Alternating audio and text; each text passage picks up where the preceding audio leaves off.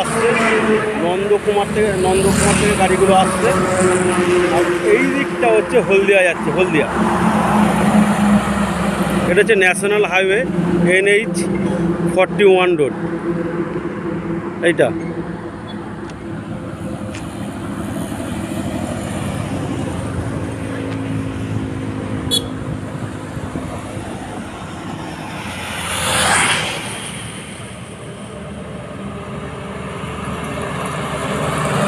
এই যে জমিটা দেখাচ্ছে, এই জমিটা এখানে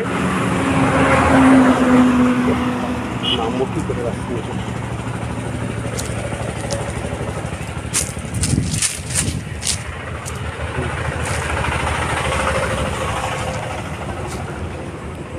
এই হচ্ছে জমিটা।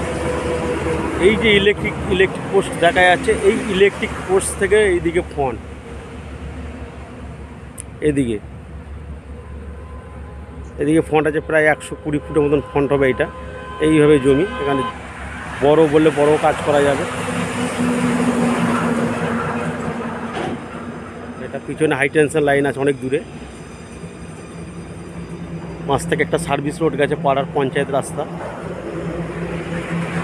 এই জমিটা